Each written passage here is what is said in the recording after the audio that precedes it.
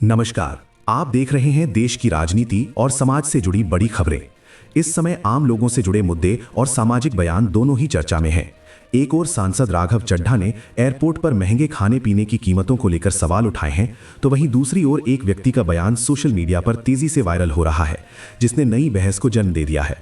इन दोनों मुद्दों पर देश भर में प्रतिक्रियाएं सामने आ रही हैं। पूरी खबर जानने के लिए वीडियो को अंत तक देखें और ऐसी ही खबरों के लिए वीडियो को लाइक करें और चैनल को सब्सक्राइब करना ना भूलें। आइए जानते हैं पूरी खबर। मोबाइल रिचार्ज और सिम सेवाओं को लेकर संसद में एक अहम सवाल उठा है। आम आदमी पार्टी के सांसद राघव चड्ढा ने मोबाइल रिचार्ज से जुड़ी एक आम समस्या को उठाते हुए पूछा कि जब किसी उपभोक्ता का रिचार्ज खत्म हो जाता है तो आउटगोइंग के साथ साथ इनकमिंग कॉल भी क्यों बंद कर दी जाती है।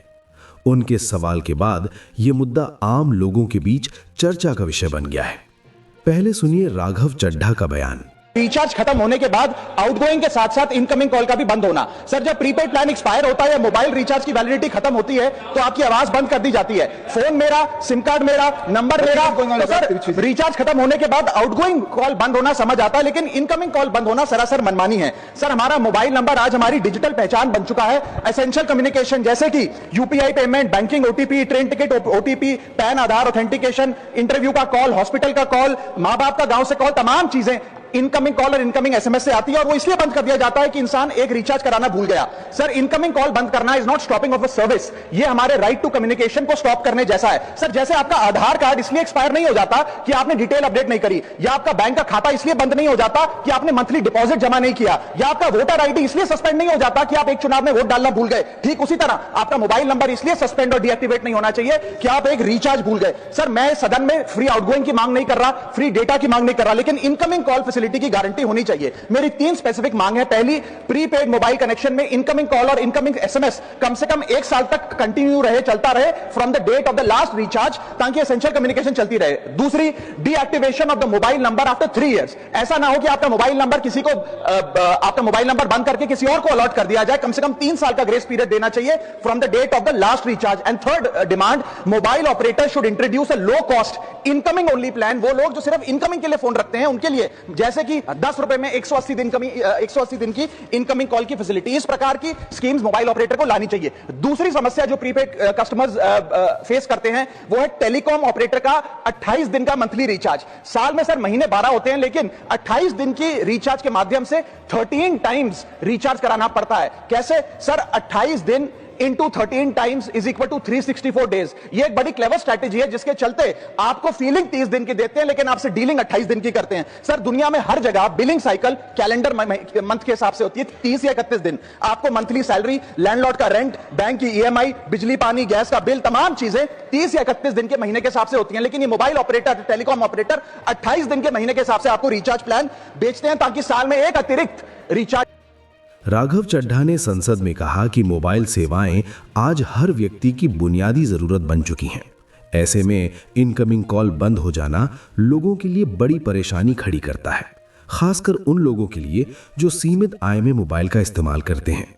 टेलीकॉम कंपनियों का कहना है कि ये उनकी पॉलिसी और प्लान स्ट्रक्चर का हिस्सा है, लेकिन उपभोक्ताओं की ओर से इस पर लगातार सवाल उठते रहे हैं।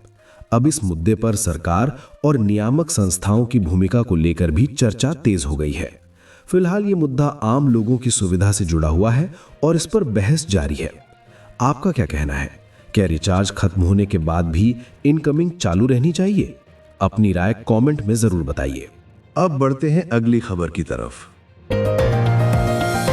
संसद में एक बार फिर सरकार और विपक्ष के बीच तीखी बहस देखने को मिली है। बहस के दौरान आम आदमी पार्टी के सांसद संजय सिंह ने सरकार पर कई मुद्दों को लेकर निशाना साधा। उन्होंने बुलडोजर कार्रवाई, विदेश नीति और विपक्ष की आवाज को लेकर सवाल उठाए, जिसके बाद सदन का माहौल काफी गर्म हो गया। पहले सुनिए संजय सिंह का बयान।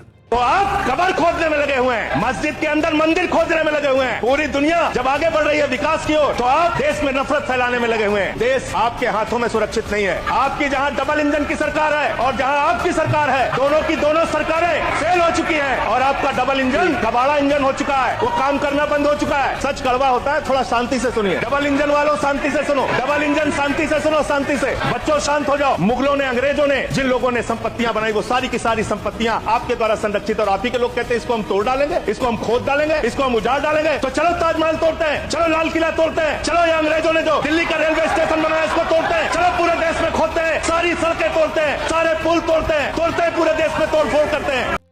संजय सिंह ने अपने भाषण में आरोप लगाया कि विपक्ष की आवाज को दबाने की कोशिश की जा रही है और कई महत्वपूर्ण मुद्दों पर खुलकर चर्चा नहीं हो पा रही है। साथ ही उन्होंने विदेश नीति और अंतर्राष्ट्रीय संबंधों को लेकर भी सवाल उठाए। हालांकि सत्ता पक्ष के नेताओं का कहना है कि सरकार देश हित में फैसले ले रही है और विपक्ष बेवजह मुद्दों को बढ़ा चढ़ाकर पेश कर रहा है। इस बयान के बाद सदन में दोनों पक्षों के बीच बहस और तेज हो गई। ये मुद्दा संसद में सियासी बहस का बड़ा विषय बन गया है। क्या विपक्ष की आवाज दबाई जा रही है या ये सिर्फ राजनीतिक आरोप हैं? अपनी राय कमेंट में जरूर बताइए। खबरों में बने रहने के लिए आपका धन्यवाद।